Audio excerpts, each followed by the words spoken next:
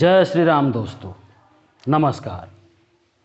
मैं आचार्य पंकज आप सभी का अपने YouTube चैनल में बहुत बहुत स्वागत करता हूं। दोस्तों, हम यहाँ अपने इस वीडियो में ज्योतिष शास्त्र से संबंधित विषयों को जानने और सीखने का प्रयास करेंगे। अतः आप जब भी हमारा वीडियो देखें तो अंत तक अवश्य देखें। ज्योतिष शास्त्र के बारे में कहा जाता है कि यह अत्यंत ही कठिन और गूढ़ विषय है।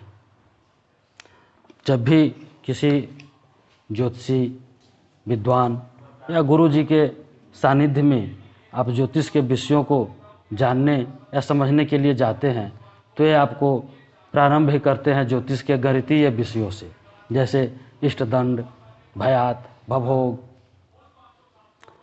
लग्न साधन इत्यादि जो गणितीय प्रक्रियाएं हैं ज्योतिष शास्त्र की, उनसे प्रारंभ करते हैं।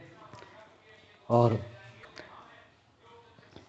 शुरुआत में ही आपको ऐसा लगता है कि यह तो बहुत ही कठिन विषय है, हम इसे नहीं सीख सकते, परंतु ऐसा कुछ नहीं है। ज्योतिष बहुत ही सरल और सुगम ज्ञान है। बस इसमें ज़रूरत होती है कि आप जो सीखते हैं और जो समझते हैं उसे आत्मसात करें। आप आत्मसात कितना करते हैं, उसे समझ कितना रहे हैं, यह महत्व रखता है। आप जो भी सीखें, जो भी समझें, उसे अच्छी प्रकार से समझें। ज्योतिष संबंधी विषयों को पढ़ें, जानकार लोगों के साथ बैठें, उनसे बातचीत करें। इन विषयों को जानने और समझने का प्रयास लगातार करते रहें। बहुत ही सरस और सुरुचिपूर्ण विद्या है ज्योतिष। दोस्तों, वीडियो में आगे बढ़ने से पहले आपसे एक निवेदन है कि यदि आपने अभी तक हमारे YouTube चैनल को सब्सक्राइब नहीं किया है तो नीचे दिए गए लाल बटन को दबाकर हमारे चैनल को सब्सक्राइब अवश्य कर लें। साथ ही बेल आइकन को दबाकर नोटिफिकेशन भी ऑन कर लें, ताकि हमारे आने वाले सभी वीडियो का नोटिफिकेशन आपको समय से मिलता रहे। तो आइए शुरू करते हैं आज का विषय। दोस्तों, हमारी संस्कृति का मूल आधार वेद हैं। वेदों से ही हमें अपने धर्म और सदाचार का ज्ञान प्राप्त होता है। हमारी पारिवारिक, सामाजिक, धार्मिक एवं दार्शनिक विचारधाराओं के स्रोत भी वेद ही हैं। हमारी समस्त भारतीय विद्याएं वेदों से ही प्रकट हुई है। वेदों के 6 अंग कहे गए हैं, जिन्हें हम वेदांग कहते हैं। वे 6 अंग हैं शिक्षा, कल्प, व्याकरण, निरुक्त, छंद तथा ज्योतिष। यह वेदों के 6 अंग हैं। वेदों का भली प्रकार से सम्यक रूप से ज्ञान कराने के लिए इन 6 अंगों की अपनी अपनी विशेषता बतलाई गई है। ज्योतिष शास्त्र के बारे में आचार्य गर्ग अपनी गर्ग संहिता में कहते हैं, अप्रत्यक्षानि शास्त्राणि विवादस्तेषु केवलम प्रत्यक्षम ज्योतिषम शास्त्रम चंद्रार्कौ जस्य साक्षिणो। आचार्य गर्ग कहते हैं कि जितने भी शास्त्र हैं वे सभी अप्रत्यक्ष हैं, उनके बारे में कोई दृष्टिगत प्रमाण उपलब्ध नहीं है। परंतु साथ ही जब भी भिन्न भिन्न शास्त्रों के विद्वान, जानकार जब एक साथ बैठते हैं तो अपने अपने विषयों को ही, अपने अपने शास्त्रों को ही श्रेष्ठ बतलाते हैं और विवाद होते ही रहता है। परंतु ज्योतिष शास्त्र प्रत्यक्ष शास्त्र है। प्रत्यक्षम ज्योतिषम शास्त्रम चंद्रार्कौ जस्य साक्षिणो। ज्योतिष शास्त्र प्रत्यक्ष है, प्रकट शास्त्र है, क्योंकि इसका प्रमाण चंद्रमा और अर्क कहते हैं सूर्य को।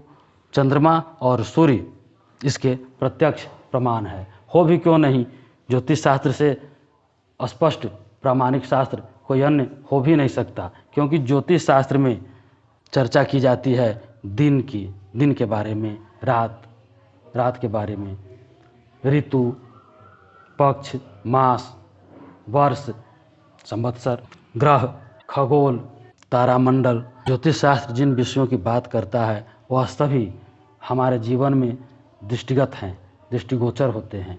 फिर ज्योतिष शास्त्र को क्यों न प्रत्यक्ष शास्त्र कहा जाए।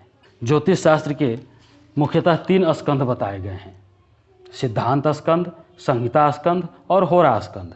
सिद्धांत और संहिता स्कंध तो मूलतः गणित ज्योतिष के अंतर्गत आते हैं। दूसरे शब्दों में ज्योतिष शास्त्र को 2 भागों में निरूपित किया गया है, गणित ज्योतिष और फलित ज्योतिष। तो सिद्धांत और संहिता एक गणित ज्योतिष के अंतर्गत आते हैं, और होरा स्कंध, तीसरा जो होरा स्कंध है, यह फलित ज्योतिष के अंतर्गत आता है। इसे हम जातक शास्त्र भी कहते हैं। तो हम अपने ज्योतिष सीखने की प्रक्रिया का प्रारंभ होरा शास्त्र से ही करेंगे, जातक शास्त्र से ही करेंगे। और इसमें भी हम पहले, यदि जातक शास्त्र को अच्छी तरह से जानना है तो हमें इसकी शुरुआत पंचांग, ज्योतिष के पंचांग प्रकरण से करनी होगी। तो आइए हम ज्योतिष के पंचांग प्रकरण के बारे में जानते हैं। ज्योतिष के पंचांग प्रकरण, जैसा कि नाम से ही पंचांग, पंचजोर अंग, ज्योतिष के 5 अंग कहे गए हैं, जिसे हम पंचांग कहते हैं। इन 5 अंगों में दिन, तिथि, नक्षत्र, योग और करण आते हैं। इसे ही हम पंचांग प्रकरण कहते हैं ज्योतिष का। तो हमें पहले इस पंचांग प्रकरण को समझना होगा। सबसे पहले हम दिन के बारे में जानेंगे, जिसे कुछ ज्योतिष शास्त्र में इस तरह से कहा गया है: रविश्चंद्र कुजश्चैव बुधश्चैव बृहस्पति तथा शुक्र शनिश्चैव वारनामा विधीयते। इसका भावार्थ लगभग स्पष्ट ही है। रविवार, सोमवार, रवि चंद्र कुजश्चैव, कुज कहते हैं मंगलवार को, बुधवार और गुरुवार, फिर शुक्रवार और शनिवार, इन्हें हम दिन के नाम से जानते हैं। ये 7 वार होते हैं, ये 7 दिन होते हैं। अब यहाँ पर एक प्रश्न होता है कि दिन के प्रारंभ में रविवार ही क्यों? तो इसके बारे में कुछ इस तरह से हम बताना चाहेंगे कि जिस दिन की प्रथम होरा का जो ग्रह स्वामी होता है, उस दिन उसी ग्रह के नाम का वार होता है। यहाँ एक दिन में 24 होराएं होती है, एक एक घंटे की एक एक होरा होती है। एक दिन में 24 होराएं होती है और प्रत्येक होरा का मान लगभग 1 घंटा होता है। अब जब सृष्टि का आरंभ होता है तो सृष्टि के आरंभ काल में सबसे प्रथम हमें आदित्य अर्थात भगवान भास्कर, सूर्य हमें दृष्टिगत होते हैं, दिखलाई देते हैं। इसलिए पहला दिन उन्हीं के नाम से आदित्यवार अर्थात रविवार कहलाता है। तो पहले दिन की पहली होरा में सूर्य की होरा होती है, इसलिए उसे रविवार कहते हैं। दूसरे दिन की पहली होरा चंद्रमा की होती है, इसलिए दूसरा दिन सोमवार अर्थात चंद्रवार कहलाता है। इसी प्रकार तीसरे दिन की पहली होरा मंगल की होती है, इसलिए उसे मंगलवार कहा जाता है। इसी प्रकार से सभी दिनों में जिस ग्रह की पहली होरा होती है उस दिन को उसी ग्रह के नाम से जाना जाता है।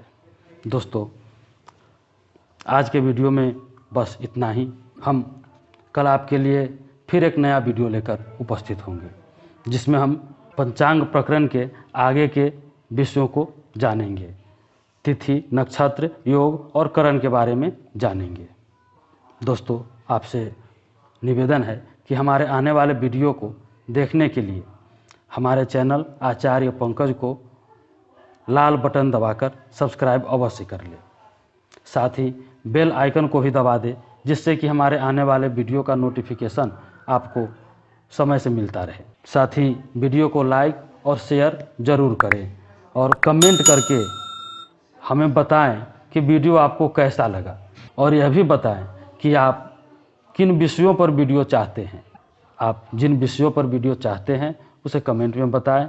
यह वीडियो कैसा लगा इसके बारे में भी बताएं, और आप ज्योतिष के अतिरिक्त और भी विषय जैसे अध्यात्म, साहित्य, कर्मकांड आदि विषयों पर, जिन विषयों पर आप वीडियो चाहते हैं, आप कमेंट में हमें बताएं। हम उस विषय पर वीडियो बनाकर आपकी सेवा में प्रस्तुत करने का प्रयास करेंगे। दोस्तों, चलते चलते चैनल को सब्सक्राइब करना न भूलें। जय श्री राम दोस्तों, नमस्कार।